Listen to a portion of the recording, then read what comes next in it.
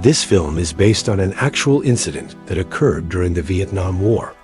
Imagine this, a squad of American soldiers deep in the jungles of Vietnam. But instead of fighting the enemy, they turn on an innocent girl, dragging her through the mud, through the fear, through the unthinkable. One soldier watches in horror, torn between loyalty to his brothers and doing what's right. This is not just another war story. This is about power, morality, and a choice that will haunt him forever. This is Casualties of War. The film begins on a train, years after the war. Eriksson sits among strangers. His eyes fall on a young Asian girl. And in that single moment, he's no longer on that train. His mind is ripped back to Vietnam, to the nightmare he's tried so hard to forget. Eriksson is part of a small squad, led by a young sergeant named Meserve. They are not seasoned veterans, just a handful of men thrown into chaos, trying to survive. Suddenly, Eriksson's foot gives way. In an instant, he plunges into a camouflaged pit, one of the deadly traps laid by the Viet Cong. Death is only inches away. Meserve notices instantly. With enemies lurking all around, most men would keep moving forward. But Meserve isn't like most. He turns back, pushing through gunfire and shadows, determined to find his man. Until Meserve reaches down, pulling him back from certain doom. For Eriksson, it's a moment he'll never forget. A sergeant risking everything, braving the very heart of the enemy's trap, just to bring him back alive. The next morning, the jungle seemed almost calm. The squad moved into a small village, their boots stamping with the confidence of men who believed they had it under control. To them, the village was theirs now, conquered, secured, just another checkpoint in the war. They grew careless, too much trust in the villagers, too much belief that the war could be paused, even for a moment. Brown, Eriksson's closest friend, joked with the locals, smiling as if danger was miles away. But in Vietnam, safety was a lie. The squad never saw it coming. The sudden burst of gunfire, the deafening explosions tearing through the village.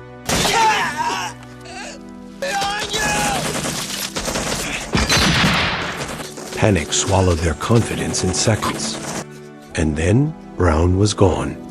His laughter silenced, his body crumpled in the dirt. For Meserve, it was more than the loss of a comrade.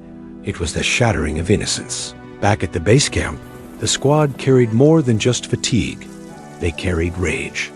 That night, the men were desperate for an escape, for any kind of distraction, to drown the weight of war. Like reckless young soldiers under pressure, they craved release. Women, alcohol, anything. But the gates stayed locked. The guards were strict. No one was allowed out. Trapped inside the camp, their frustration had nowhere to go. And that's when dangerous thoughts began to form. Meserve laid out a new mission. On the surface, it sounded official. Clear the path, find Viet Cong hideouts, scout the villages. But hidden beneath his words was a darker plan. He proposed taking a girl from a nearby village, not as a prisoner, not for intelligence, but simply to keep morale high during the mission. Eriksson froze, he thinking his sergeant was joking. But Meserve's cold stare told a different story. This wasn't a joke. It was a decision. The squad stormed into a small hut. Inside, a young girl was clinging to her family. She screamed. Her parents begged, but nothing could stop Meserve. With cold hands, he tore her away from the arms of her loved ones. The entire village froze in silence. No one dared to resist. No one could fight back against the rifles pointed at them. The terrified girl kicked and sobbed as one of the young soldiers grabbed her tightly. For her, this was not war. This was a nightmare she could not escape. Those bastards dragged the girl far from her home, mile after mile, through thick jungles and rugged mountains. Eriksson couldn't hold his silence any longer, his voice trembling with anger. "This isn't right, Sergeant. She's just a girl. Let her go." But his protest fell on deaf ears. As if compassion itself was weakness. In that moment, Eriksson stood alone, the only man still clinging to humanity. The squad was just 5 men: Hatcher, Clark, Sergeant Meserve, Diaz, and Eriksson. A small unit handpicked for what the colonel called a light mission, clearing paths, scouting routes. But under Meserve's twisted command, that mission was corrupted. What should have been routine military duty turned into something unspeakable, a crime that mocked every law of war. Eriksson clenched his jaw, forcing himself to think.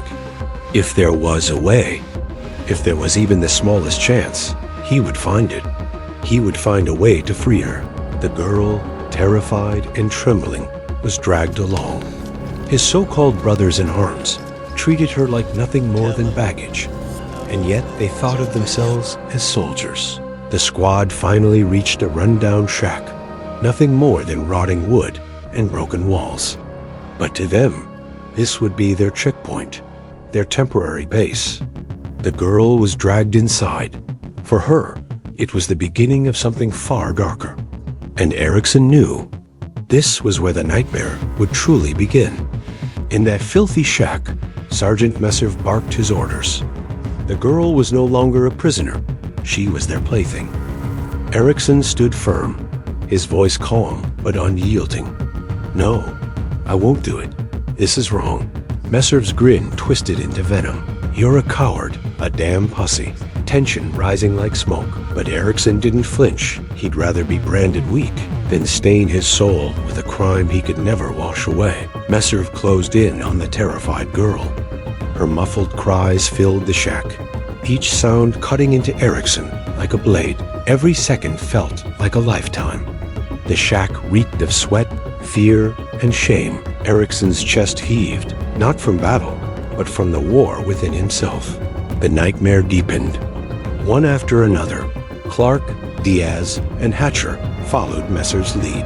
The next morning came as if nothing had happened. Meserve, calm and collected, led his men up a hill to ambush a small group of Viet Cong. His voice was steady, commanding like the respected sergeant he once was. Clark, left behind to watch the girl, grumbled under his breath, cursing the task as if she were nothing more than a burden. Hatcher and Eriksson back to the shack to fetch more ammunition. Annoyed by the task, Clark finally snapped. He tossed the responsibility to Eriksson. "You take care of her." For Eriksson, this was no ordinary duty. It was a rare chance, a fragile opening to save the girl from her tormentors. Eriksson slowly stepped closer to the frightened girl. He spoke gently, words she couldn't understand, but his tone carried something universal: kindness. From his pack, he offered food, then water.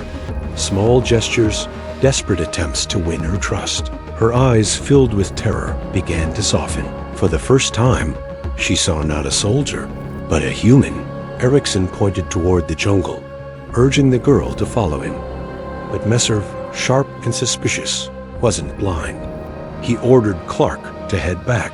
With Clark stomping his way back, time was slipping through Eriksson's fingers. He had only seconds to act, seconds to save her. But fate wasn't on Eriksson's side. Just as he led the girl into the trees, Clark dragged them both. And there, waiting with cold authority, was Meserve. Meserve's eyes narrowed, his tone ice cold. "Do it, Eriksson. Kill her." But Eriksson shook his head. "I won't." Above them, the pounding thunders of helicopter blades drew closer: rescue, supplies, and witnesses. Meserve knew one thing: no one could see the girl alive. Don't do it, man! Do it! Do it! Do it!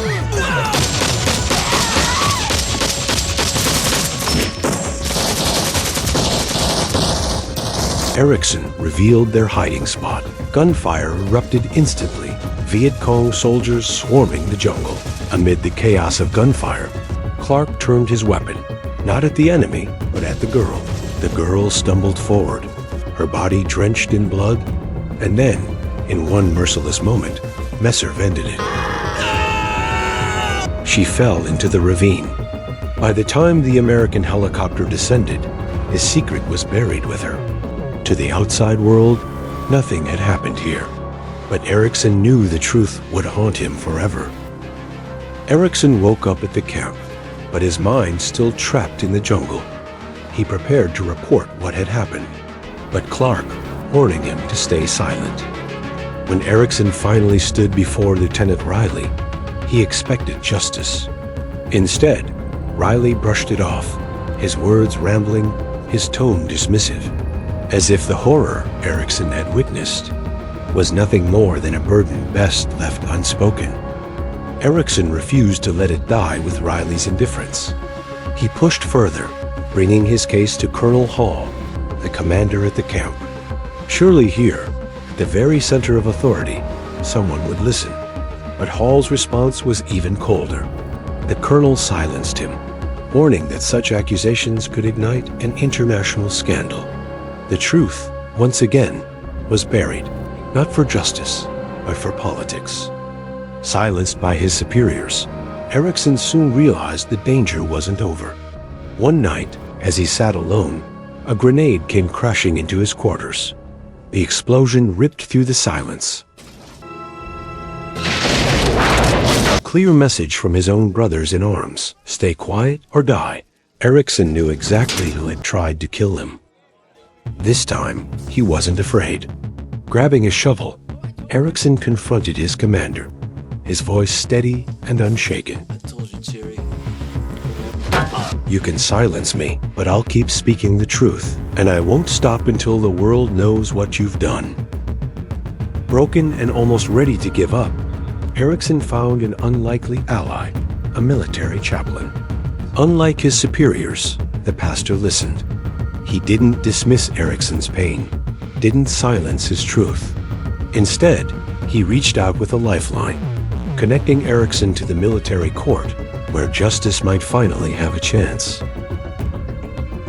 One by one, they stood before the military court.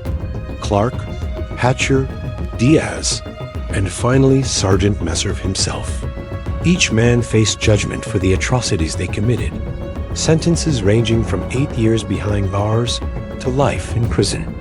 Justice at last had found its way through the smoke of war. Casualties of War is not just a war movie, it's a mirror. It shows us how, in the chaos of battle, the real enemy isn't always across the field. Sometimes it's within our own ranks.